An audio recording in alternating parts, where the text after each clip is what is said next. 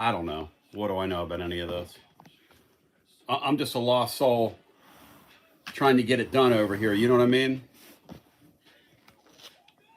But the Volunteers look really, really, really good at halftime. The Vols look really good at time. Let's go through some of these numbers here.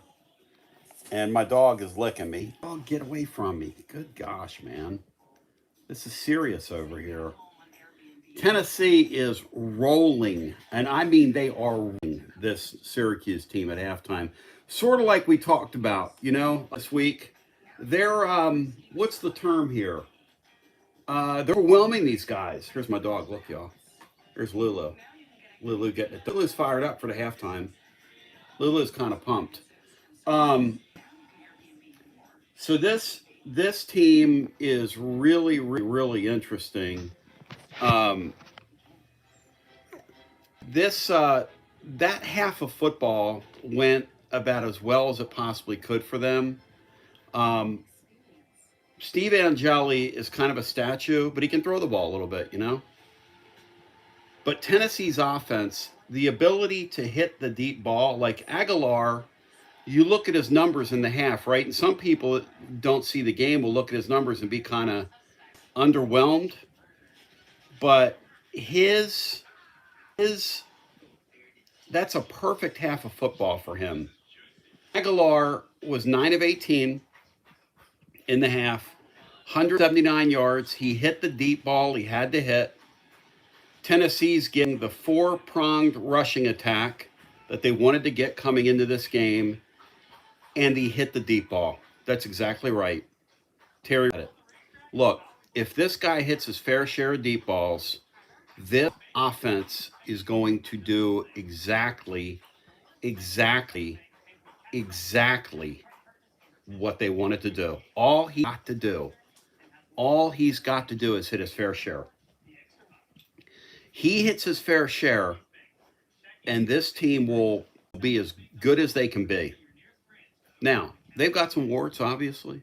This is very much a work in progress. I'm sitting here on my thing that's supporting my back. I got one of these. Look at my dog. My dog's not wanting me to talk to you. That's Lulu, y'all. Looks like Smokey a little bit. She's not wanting me to talk to you. But, Bishop is finishing runs, 7 carries for 67 yards at the half. He had that long of 47 when he popped the ball out. Look, that could have been a 4 or 5 yard loss. I am loving, and I mean loving this half. That couldn't have gone any better for Tennessee. Sure, you got some loose stuff in your back four. Hey, you're playing major college football. Teams are going to compete. They're going to compete or complete passes on you, right, Lou? Teams going to complete. That's right. Look, Lou loves us being on here. She's wagging her tail. Tell him, Lou. The bottom line is that we look very good. This guy's been on our campus for 100 days, y'all. Like 100 days. I mean, and look, was he picked? No. Look, the book on Joey Aguilar, and I keep saying look, but we give a lot about after this game. The thing about Joey Aguilar coming into this game, the book on him is that he'll miss some throws. He'll miss the intermediate throws. I can live. If you hit your fair share of deep balls, if this guy hits his fair share of deep balls, I can live with him missing intermediate passes all day long. We can live with that. The Angeli guy, he's a statue. John Bryce, who we had on, was right about him. He's a real ball holder, but he can let it go. If it wasn't for that one turnover, what would the score be? 24-14? That's what it feels like. Like over at VIP play, my suggested play in this game was Tennessee over first half, Tennessee line first half, Tennessee game line. And I hit 2 of them. I feel pretty good about the next one. And, at the end of the day, I look at this team. I look at Staley's big catch. I look at the wide receiving core. The fact that you told me at halftime that they would have 9 completions and only 1 would be to a tight end, I would not have believed that. But that's a great sign. They got all 3 of those wide receivers involved. That's a great sign. Matthews looks like he's going to have a really nice year. That's a great sign. I mean, there are a lot of really good signs for the first half. Well, let me read some of the comments here. Syracuse had to convert 2 fourth downs and get some defensive pass interference. You're right, Rusty. They did. And look, people are going to criticize our secondary, but we're going to be loose. You're going to give up plays. You're going to give up plays. Johnny Utah writes that Bishop is going to be the face of the team. I don't know about that. Let's see. James Sammy says, "Do I still want to replace?" Yeah, that's what I. James, you're a smart guy. You're a genius. Lulu Adams, somebody said, "Congrats to you." Johnny Utah called Sammy a brainer. I agree with that. Joey hit the deep ball. Terry Reed's right about that. People getting too excited about Aguilar, though, missing everything. Listen, Aguilar is what Aguilar is. He's going to be an average college quarterback. You need him to hit some deep balls. I have news for you. The guy we had last year was an average college quarterback who, say it with me, couldn't throw the deep ball. So if this guy hits some deep balls, this going to be a fun football season because you're going to score some points. See, that's the difference. If Nico's the quarterback, this is a 24-14 game. It's the truth. He doesn't hit that deep ball. You know it, and I know it. And look, I'm not bagging on Nico, but I'll be rooting against him with every fiber of my being tonight. I'll be hate watching him. No offense. Jacob retracted his comment. And Jelly sacked 4 times in the first half. Yeah, man, I was trying to, that yesterday we were doing our Tony's totals when we were down at Calhoun's on the river. I was trying to tell Bino, hey, man, look, Beanstar, that ain't going to happen. The Syracuse DBs falling down at the same time. A Zachamania, listen. These guys say, and I'm saying this a lot, but these guys all talk about how they are going to get out of the game. They're not getting anything out of the game. They're not getting any of this game. Okay. Now, I have seen them throw flags on it. I like Tennessee's down lineman. Tennessee did it with Weathersby, but they also did it with a lineman. When they scored that fast touchdown and that lineman got on the ground, y'all got to admit, because we know the drill. Who did it the other night? Comrade Golish did it. The Comrade did it tonight. It's so great. Did anybody catch who the laydown lineman was? Because Matt Dixon does track that. Chris Myers, as soon as the game's over, right here with your Garzaloff 5th quarter fan reaction, breaking it down scientifically, moving right to left across your device with the greatest of ease. Buddy of mine's down at the game in Syracuse. I don't know if any of you have talked to people down there. They say there's about 50 Syracuse fans there. And they also say that Tennessee has, what do they have? Well, they got 99% of the crowd, but it's only about 75% full. So I don't understand playing this game. Why in this game in Knoxville? It's kind of ridiculous. Somebody said no offense, but I'm this thing right on top of me. See, I'm not huge, Chief. I'm good looking. You need to get it right. But I haven't gone through a back issue, and I have gained some with it. So, but if you want to pick on a man that can barely walk right now, you go for it. Negative Dave here. We're a little banged up on defense. It is what it is, man. It is what it is. Yeah, I love it, James. When I see the laydown lineman get on the ground, it's a beautiful thing. Look, Tennessee this year is going to be really fun to watch. And one thing we're going to talk about after this game is do we look better than you thought we were going to look? As Arch Manning is stopped on 4th down and Texas turns it over on downs, ladies and germs. And by the way, I've got a split screen in here. I'm not split screen, but 2 TVs. That Texas-Ohio State game, that is a damn brawl, okay? A brawl for it all. And yeah, Arch does not look good at all. But that's okay. He'll grow into the season. The thing about the time of the year is, and another good sign for Tennessee, if you watch the rest of college football this weekend, or you've watched some of these games coming into this, a lot of these are going to have to grow into the season. I don't know about you, and I know that our quarterback's only 9 of 18 in the first half of play, but our offense looks really good for this early in the year. Our offense looks really good in the year. So, um, you know, Tennessee, they did hit in the portal. That defensive back, you know what's ironic? If you watch the Colorado game last night, their best defensive back's from Tennessee, that Martavius French guy. And this kid Tennessee got in the portal from Colorado, they've loved him from the first minute he got there. So this is fun. This is going to be a fun game. We're going to be on after the game, talk about it with you. And you know what?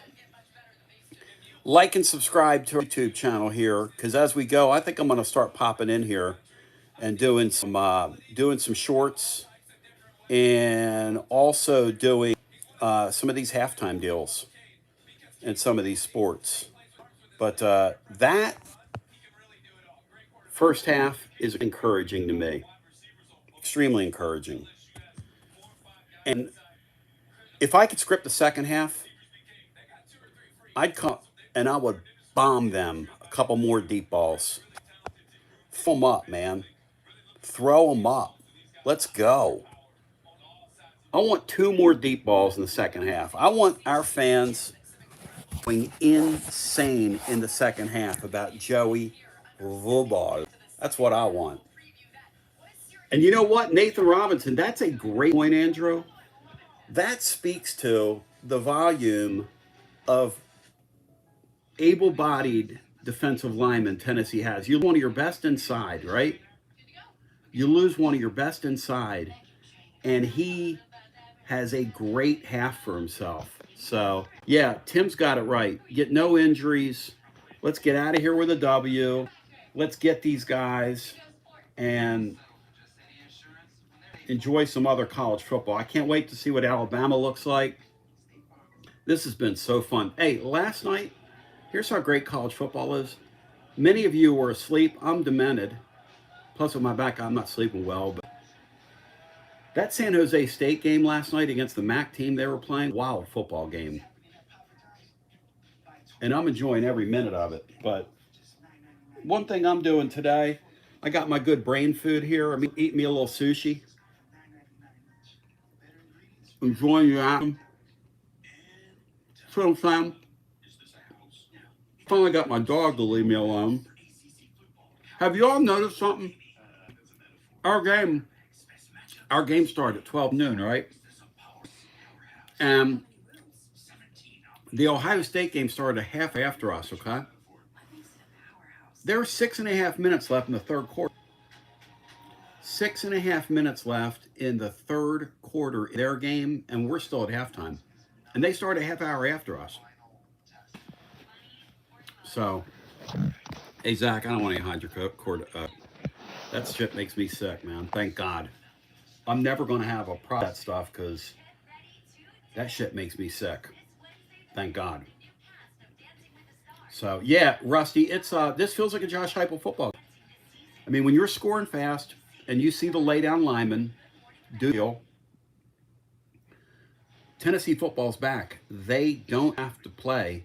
This is my takeaway from this game. They don't have to play at the Nico pace now. And they don't have to play at the Joe Milton pace. They can go fast with this guy. This guy's not going to make all the throws. He's not, because that's who he is. I mean, one thing I'm not going to let people do is overblow this guy after the game and go crazy. Because at the end of the day, he's just going to be an okay college quarterback, but that's all we need him to be. If he's an okay college quarterback, this team can get to 9-3, maybe 10-2, like people are talking about. I didn't want to kind of buy into that in the offseason. And who knows, right? I mean, the season's crazy. But early returns are that this thing feels really good. Hey, Steve, our fan base is going to overblow everybody. Our fan base is going to overblow everybody. But this guy is not a very good intermediate passer of the football. What he is he's a leader. He's got balls to him. Right? He's got some nuts to him, which I love. I love that. He's got a core nature about him, and you tell that's his football team already. I respect that. I respect it. I never got that from Nico. Did you? Did any of you ever get that from Nico? That was his football team?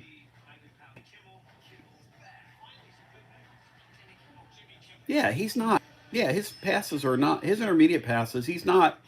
You know, somebody earlier in the week was trying to be funny in T. Martin stats and saying, "I'm worried this guy's going to be T. Martin."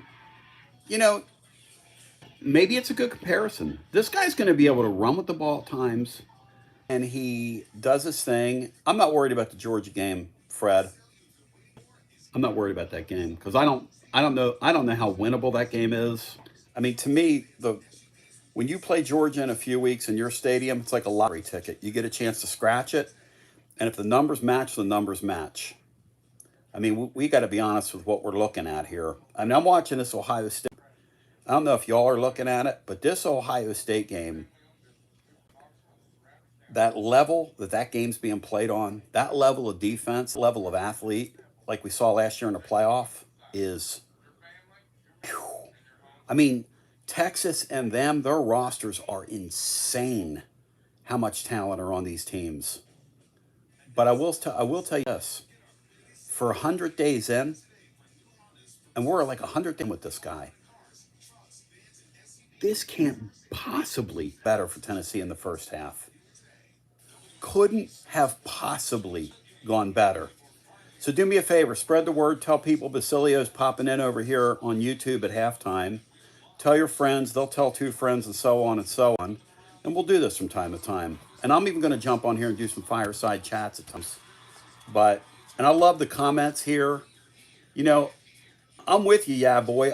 If it's me in the second half, I let a couple more deep balls go. I want my opponents to look at this, and I want to give them something to think about.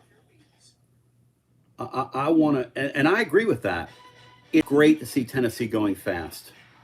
I mean, that is good for the soul. All right, they're kicking the ball back to us. I want to score. I want to put these bastards away, and let's run it up on these bitches so I can hit my parlay today. First half line, winner, winner, chicken dinner. Team total, already over. Winner, winner, chicken dinner. And number 3, let's get the line for the game. Get out of here with a dubby.